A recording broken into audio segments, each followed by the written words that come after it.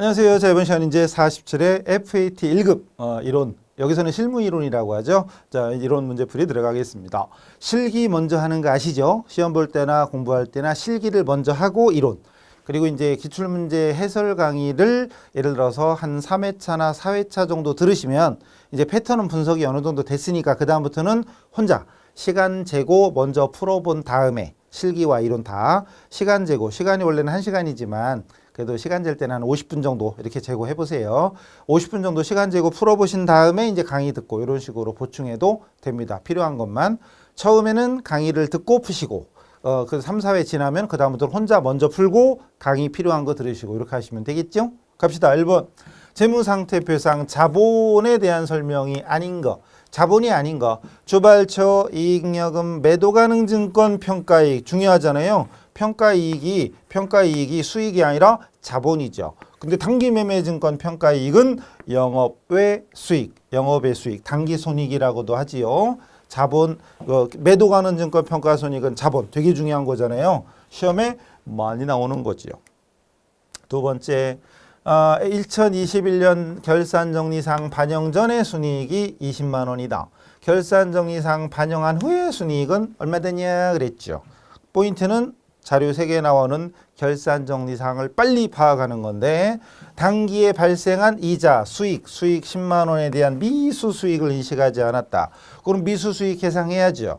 간편법. 미수 보자마자 자산이네. 자산이면 더해야 되겠죠. 플러스 만 원. 이게 뭔 소린가 못 알아들으시면 이론 강의. FAT는 이론 강의를 그 요약식으로 그 핵심 정리만 했잖아요. 그럼 이론 자체가 부족한 분들은 전산회계 1급 강의실에서 들으시면 됩니다. 그 다음 급여 미지급 딱 보자마자 미지급 부채죠. 부채니까 마이너스. 결산할 때 미지급이자 또 미지급이요. 마이너스. 끝났네.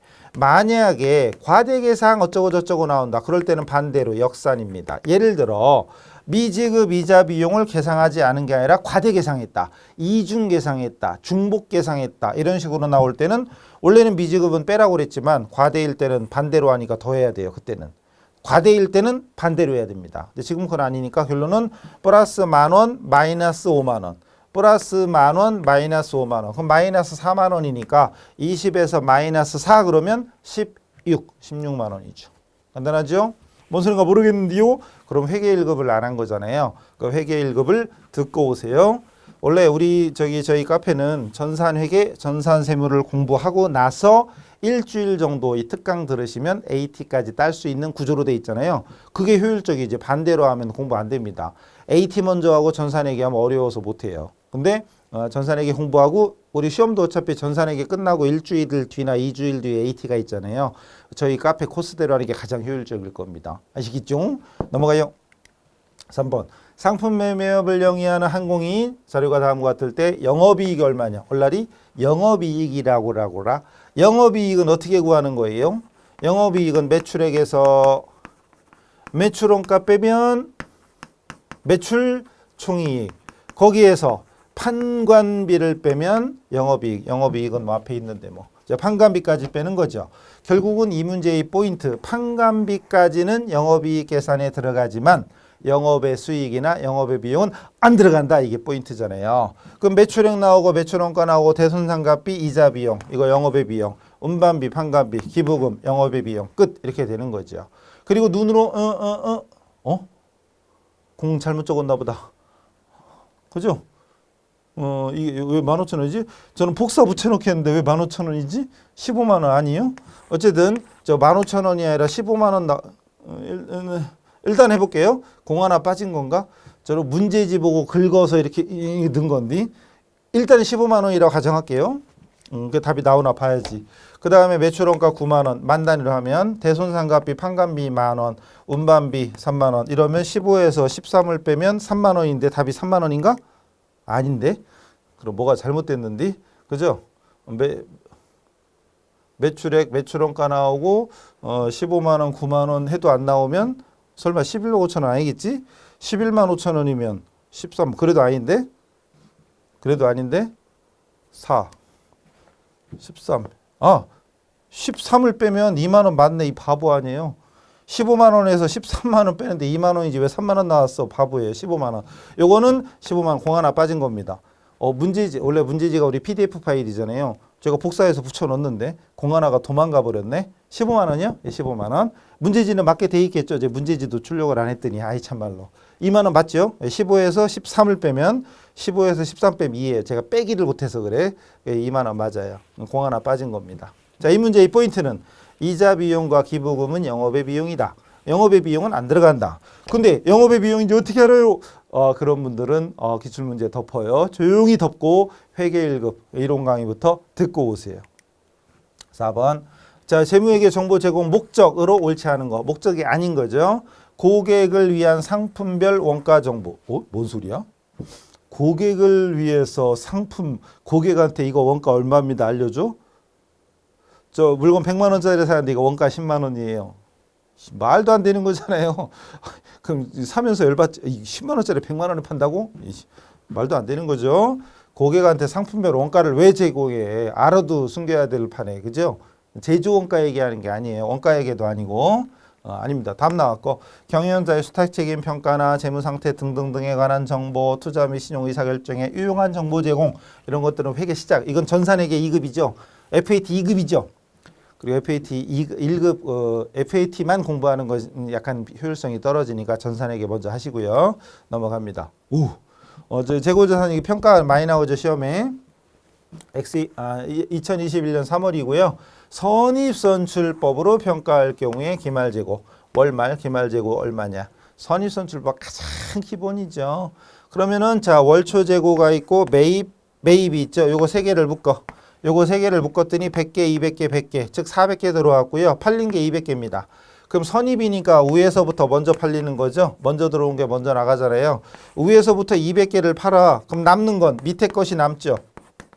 밑에 게 남죠. 월말 재고 자산이니까 이거 구하면 돼. 그러니까 원래는 400개 들어왔는데 200개 팔렸으니까 200개 남을 거 아니에요. 그 200개를 밑에서부터 따지면 되지. 그럼 100개 1200원 하면 12만 원이고 그 다음 나머지 100개는 1100원짜리 11만 원. 그래서 23만 원이 답입니다. 그냥 봐도 답이 나와야 돼. 뭔 소리요? 이러고 있으면 회계 2급하고 오세요. 자, 중요합니다. 이 정도는 그냥 거저먹기로 나와야 됩니다. 자, 위에서부터 200개 계산하면 매출원가죠. 10만 원에 11만 원, 21만 원이 매출원가입니다.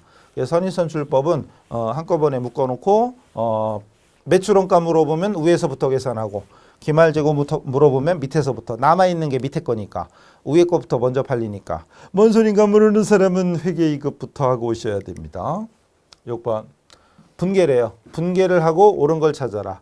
거래처가 파산해서 외상값 40만 원이 회수불능됐다. 대손됐네요. 근데 충당금이 10만 원 있대. 거저먹기죠. 이것도 모르면 지금 우리가 FAT 1급이면 회계 1급인데 이 문제는 회계 2급이죠. 쌩쌩쌩 기초죠. 나 회계 2급 안 했는디? 자랑이 아닌디? 어쨌든 외상매출금 40만 원 없애줍니다. 대변은 중요한 게 아니고 환입이 왜 나와? 이건 탈락. 3번 탈락. 그리고 충당금이 10만 원 있었대. 충당금으로 먼저 메꿔주잖아요. 나머지는 대손상각비. 끝났네. 그냥 1번이네. 그냥 끝이요. 대손 발생이잖아요. 대손이 발생했다. 그리고 충당금 있으면 충당금으로 먼저 메꿔줘라. 만약에 충당금이 없거나 부족하면 대손상각비 기본입니다. 생기초입니다. 이건 회계 2급짜리예요. 물론 대손이 회계를 처음 하는 사람한테는 좀 어려운 거죠. 유형자산, 이것도 단골이죠. 재고자산과 유형자산 단골입니다. 옳지 않은 걸 찾으랍니다. 정률법으로 상각하는 감가상각비는 매기 감소한다. 왜? 감가상각 그래프 정액법, 정률법 기본이잖아요. 맞죠? 자, 두 번째, 건설 중인 자산은 감가상각 대상이 아니다. 당연하죠? 맞죠? 건설 중이잖아요. 지금 건설 중인데 상각부터 하면 안 되지. 완성되고 나서 실제 이제 사용하기 시작하는 순간부터 상각하는 거죠. 완성 후 사용 시작부터 상각하는 겁니다. 맞는 거죠. 어쨌든 건설회사가 분양이라는 건 그럼 판매하는 거잖아요. 아파트 같은 거 생각하면 되죠. 건설회사에서 건설하고 근데 완성되고 분양이 아니라 미리 분양하죠. 우리나라는 선분양이야. 어쨌든 분양을 목적으로 아파트 나왔네 참. 보유하고 있는 자산은 토지는 유형자산이다. 올라리? 뭐요?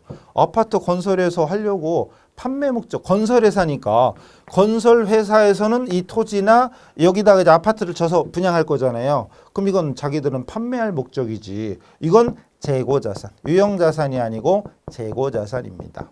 그 다음 유형자산은 취득원가는 구입대금의 부대비용 가산합니다. 당연하죠? 매입할인과 리베이트가 있으면 차감이죠. 매입할인과 리베이트 차감. 이런 것들이 머릿속에 이미 들어가 있지는 않았더라도 지금 제가 말씀드렸을 때 아 맞죠 그랬지 라고 해야 되는데 계속 중국말처럼 들려. 이게 외래어야 외계어야 이런 분들은 접으세요. 조용히 접고 회계 1급부터 회계 1급 이론 강의부터 다시 잘 들으셔야 돼요. 다음 수익 실현. 수익이 실현됐다라고 볼 수 없는 게 뭐다냐. 우리 회계에서는 현금주의가 아니라 발생주의, 실현주의죠. 그러니까 외상으로 팔아도 돈을 못 받았어도 수익이 실현됐다고 보는 거죠.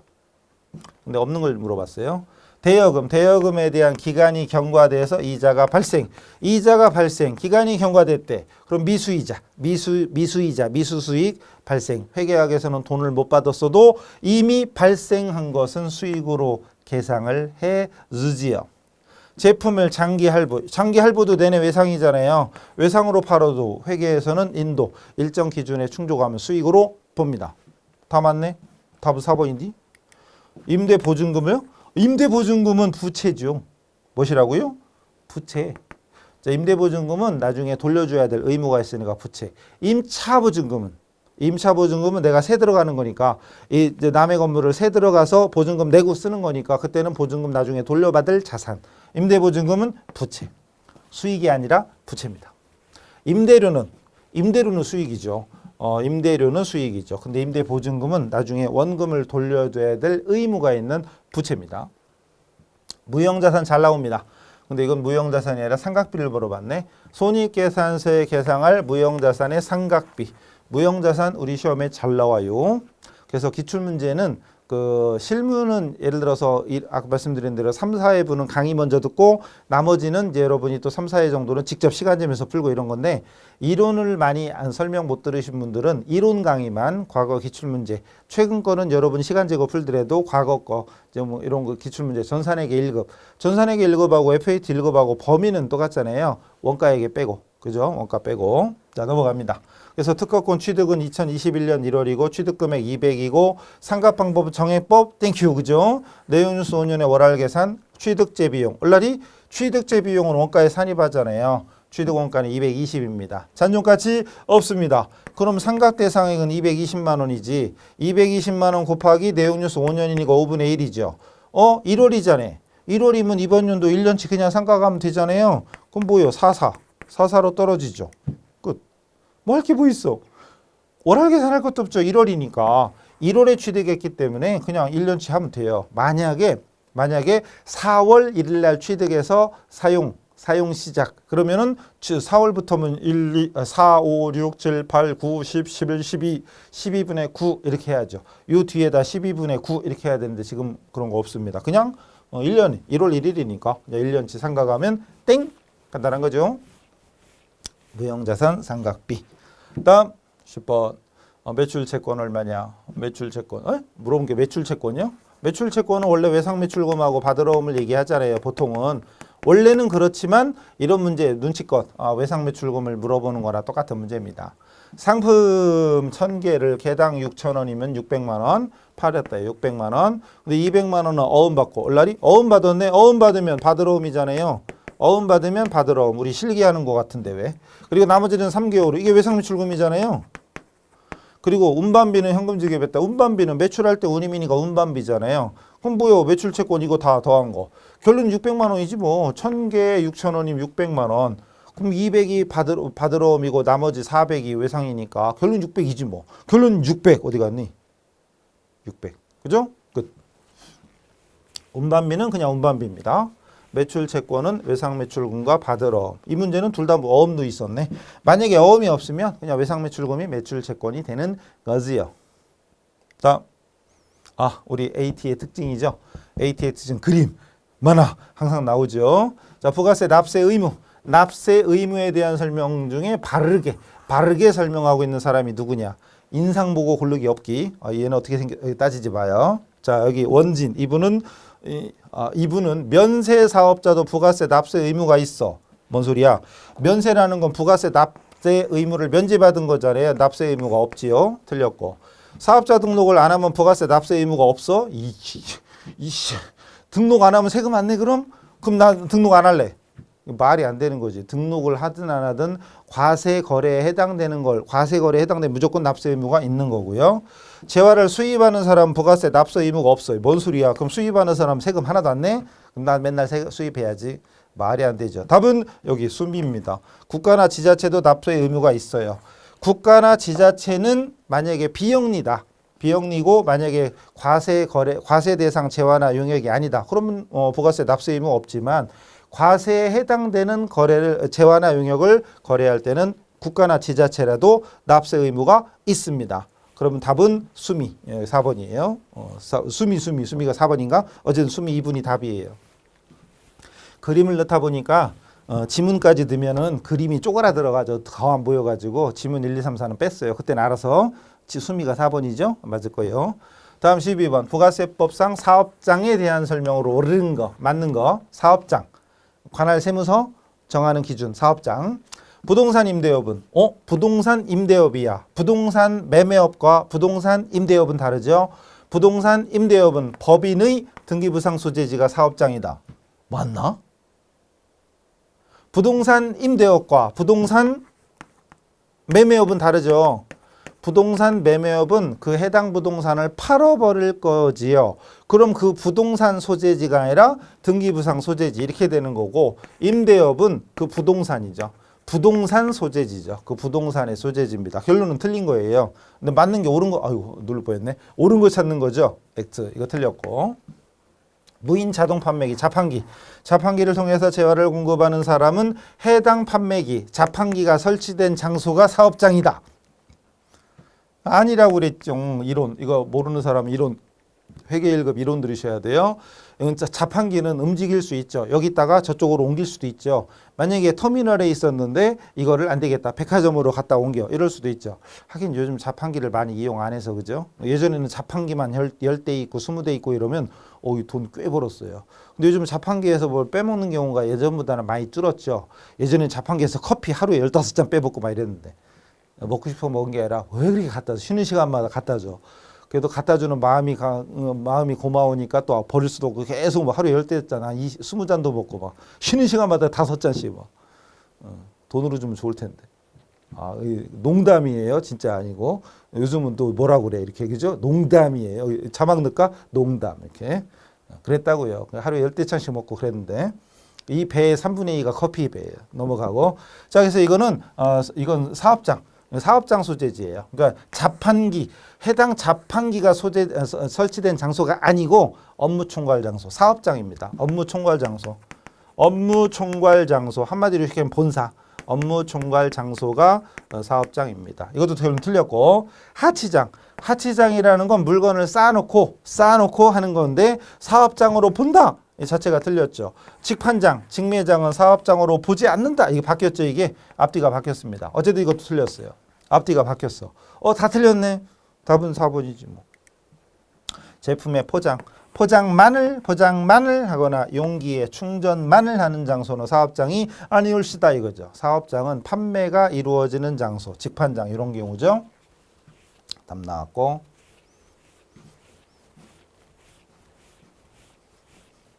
자, 뭐다요? 부가세법상 면세 그런 머릿속에 생활필수품, 생필품, 금융, 교육, 의료, 보건 이런 쪽에 면세 대표적인 건데 옳지 않은 거. 그리고 참고로 영세율하고 여기 나왔네. 영세율과 면세 이거 비교되는 거 항상 나오잖아요. 영세율 나오든 면세 나오든 비교 나오든 항상 나옵니다. 그럼 면세 그러면 여기도 나왔네. 세부담의 역진성 완화 이런 얘기 여기 있나? 비슷한 건데 이거 세부담의 역진성 완화 이거잖아요. 세부담의 역진성 완화 이거죠? 이게 뭔 소리요? 저거 적어도 기초 생필품 같은 경우는 만약에 생필품 쌀 뭐 이런 거 저기 채소 야채가 아니라 채소가 맞는 말이에요. 채소 과일 생선 이런 것들까지 만약에 부가세를 과세한다면 저같이 영세한 사람들이 세금을 10%씩 부담한다. 근데 돈 많은 분들 집이 뭐 100억씩 되고 뭐 이런다며 100억씩 되는 이런 집에 사는데 현찰로 사고 그런다며요. 뭐 아유 막 이런 분들 막. 근데 이런 분들도 쌀 살 때 만약에 10% 세금 나도 10% 세금 이러면 똑같이 10% 낸 건 똑같지만 소득이 이만큼 있는 사람과 이만큼 있는 사람이 똑같이 부담한다 그러면 뭔가 좀 오히려 소득이 적은 사람이 더 많이 부담하는 그게 역진성이에요. 그거를 완화시키기 위해서 최소한의 생필품 같은 거에 대해서 부가세를 면제해 주겠다. 이게 면세제도잖아요. 어쨌든 갑시다. 옳지 않은 거. 면세 사업자가 매입 시 부담한 매입세액은 환급받을 수 없다. 맞죠?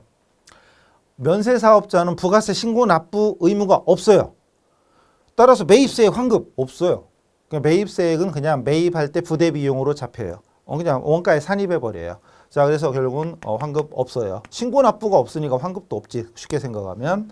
또 면세 사업자는 부가세 과세 표준의 신고와 세금계산서 발급 의무 없다. 맞죠?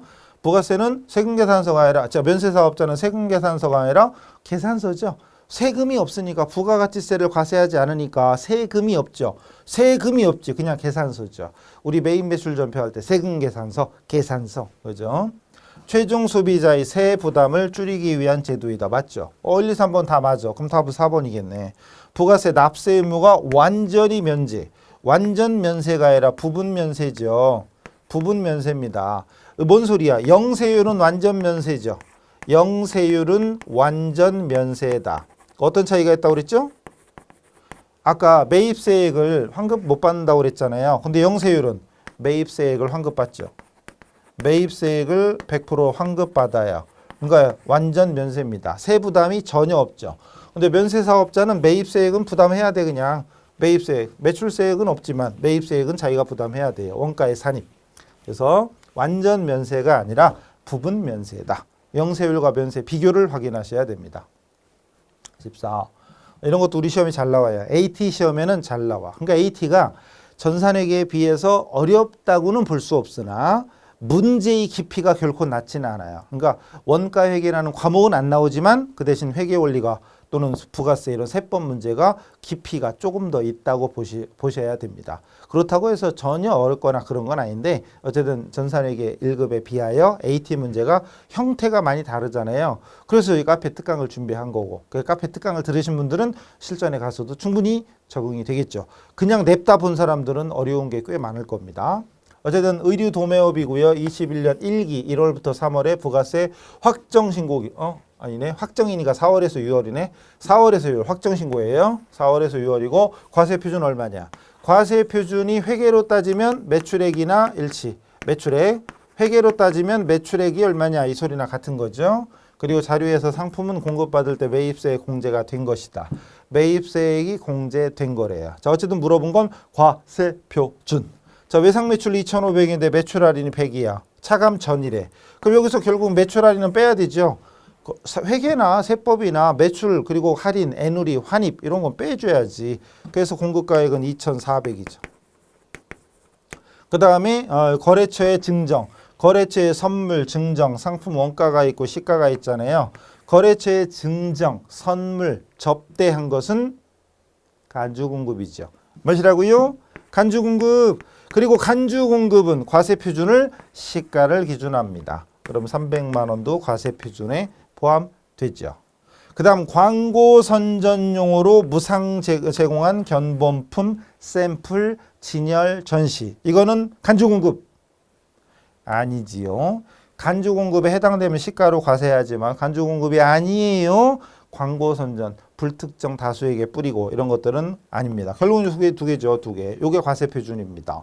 과세표준 2,700. 물론 부가세를 물어봤으면 270이겠죠. 부가세를 물어봤으면. 그래서 과세 표준이 회계로 따지면 매출액과 마찬가지다. 마지막이네. 드디어 마지막입니다. 뭐예요 이건? 또 항공 컴퓨터 도매업이래요. 그리고 매입세액 내역인데 공제받을 수 있는 매입세액 얼마냐. 시험이 잘 나옵니다. 공제받을 수 있는, 어떤 때는 공제받을 수 없는, 결국은 공제받을 수 있다 없다 구분하는 건 우리한테도 중요하죠. 특히 매입 매출 전표 같은 거 할 때 과세인지 불공인지 이런 걸 따질 줄 알아야 되잖아요. 그죠? 세금계산서는 다 받았대.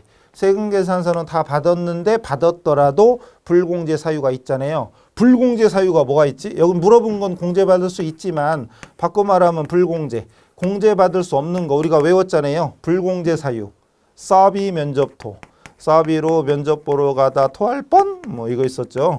사비 면접토 이런 게 기본. 이거 말고도 물론 또 있죠. 필요적 기재상 뭐 저기 누락이라든가 세금계산서 미수치라든가 이런 것도 있지만 그 거래상으로는 사비 면접토 이런 게 있었지요. 자, 상품 운반용 트럭 구입할 때 관련된 매입세 공제받을 수 있다 없다? 있지요. 물어본 게 있는 거지? 있는 거예요.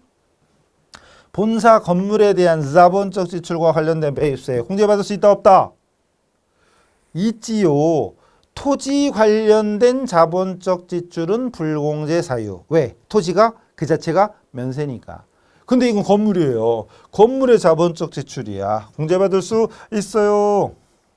그 다음 거래처 접대. 거래처 접대와 관련된 매입세. 사비 면접도 접접. 얘는 공제받을 수 없는 거죠. 만약에 문제에서 공제받을 수 없는 거 물어봤으면 100만 원이 답이고 공제받을 수 있는 거 물어봤으니까 2개 더한 800. 800이 답이겠지요. 그래서 우리 시험에 공제받을 수 있는, 없는 이거 구분하는 문제 많이 나옵니다. 주의하셔야 돼요. 이론적으로는 전산회계보다 많이 어렵다고 볼 수는 없지만 특징이 다르죠. 나오는 게 달라요.